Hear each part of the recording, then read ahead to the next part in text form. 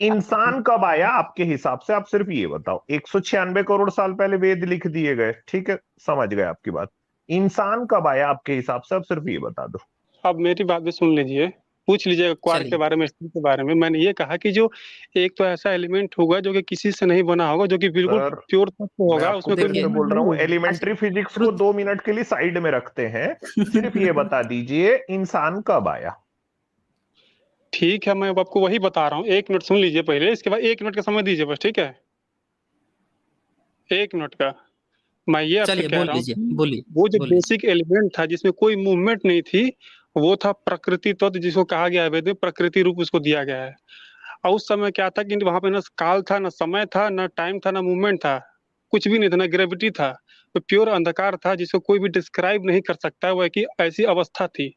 अब वो जो अवस्था थी बिल्कुल शांत थी, उसमें कोई मूवमेंट नहीं था, वो ऐसा प्रकृति तत्व था। तो उसको किसने एक्टिव किया? वो जीव आत्मा ने उसको एक्टिव किया, नहीं परमात्मा ने उसको एक्टिव किया।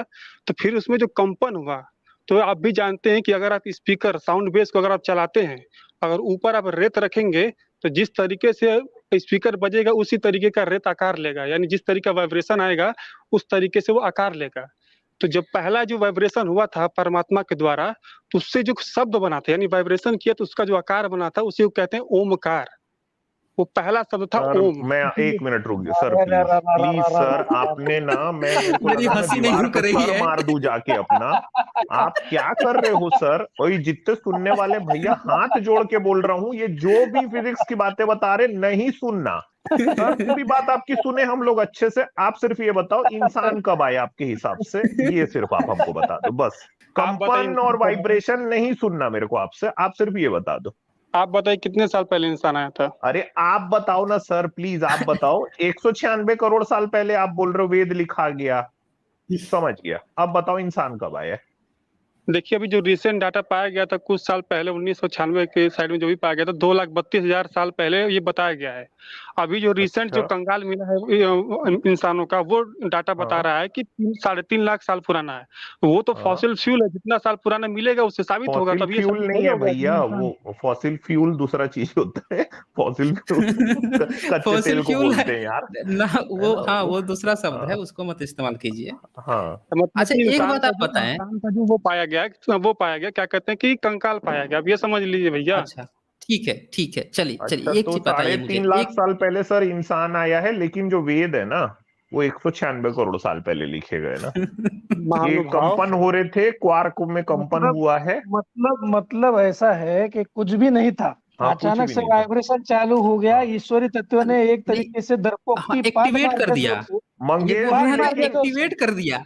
धर करके नहीं एकदम पाद मार दिया। क्या नाम आपका, आपने सर, सुन लिया, कुछ भी नहीं सुनने वाला था, कौन? लेकिन लेकिन हाँ। चीन जरूर था जहां पे वेद लिखे जा रहे थे। अरे बाप रे, ओके ओके ये ओके, ट्रूथ ईश्वरी। सीकर, ट्रूथ सीकर, मैं ये जानना चाहता हूँ कि ये ज्ञान जो है, जब कुछ भी नहीं था, ये सारा ज्ञान आपको कहाँ से मिला है? ये मतलब आपको कहाँ से ये सारी इतनी डिटेल्स बातें पता चली, जो भी आपने पहली बातें बात बताई? पहली बात मैंने ये कहा कि इंसान का जो कंकाल पाया गया था पहले 2,30,000 साल का था। अभी जो पाया गया है वो साबित करता है कि 3,50,000 पहले मनुष्य का जन्म हुआ है। तो जितने पुराने कंकाल पाए जाएंगे उसके हिसाब से साबित होगा। तो वो अभी मैं हो ये सकता है। पूछ वही रहा तो हूँ, आपसे पूछ मैं रहे ये थे हम पूछ रहा लोग हूँ कि कि ये आप कंपन बता दो वगैरह, कितना था।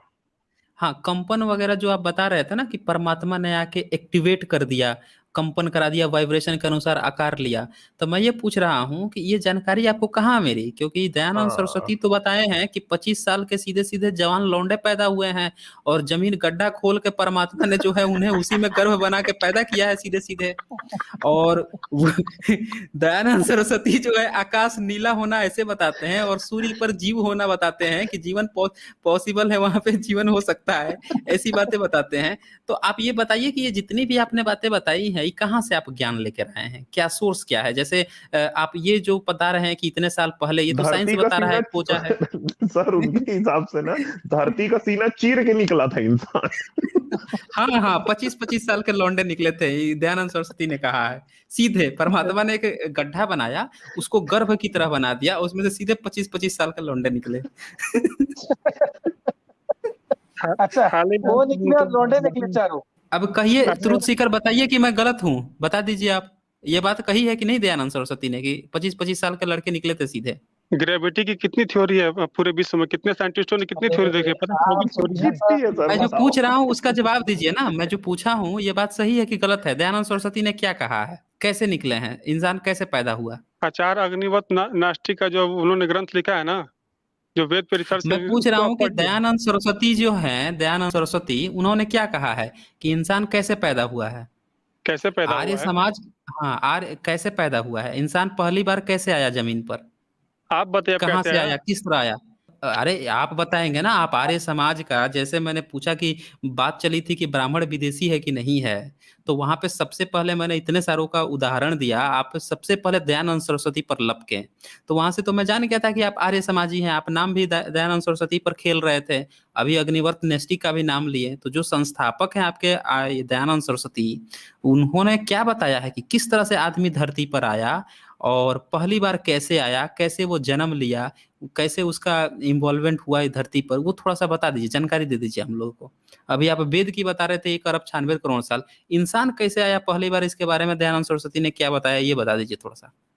आप तो बुद्ध को कहते हैं कि बहुत साल पूर्व देखिए महाभारत से अब भी ये पुराना। आप जो है ना हंसुए की शादी में आपको खुरपे के गीत मत पहुंचिए। जो बात चल रही है, अभी हम लोग तो यहाँ बुद्ध की चर्चा कर नहीं रहे हैं, आप तुरंत वहां पे पहुंच गए।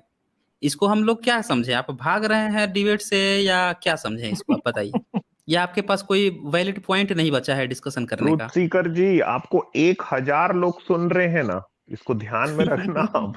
देखो, हाँ हाँ हाँ। देखिए एक आप हजार आर्य लोग। समाज की इज्जत मत डुबाइए। हाँ सही हाँ, बात है, जो उनके पॉइंट है, जो उन्होंने कहा है उसको मानिए आप, और बताइए कि क्या क्या कहा है दयानंद सरस्वती और ने, किसी कैसे और इंसान आया था। हाँ, और इतना ही जवाब दीजिए। अलग से कोई साइंटिस्ट का नाम बता के अलग से तेरी प्लीज मत बताइए प्लीज। मेरे ख्याल से ये कुछ रुचिकर नहीं जी, जवाब दे पा रहे हैं शायद। रुचिकर जी, शर्मा गए सर वो। चलिए चलिए, इनको बख्श देते हैं, रहने देते हैं इनको।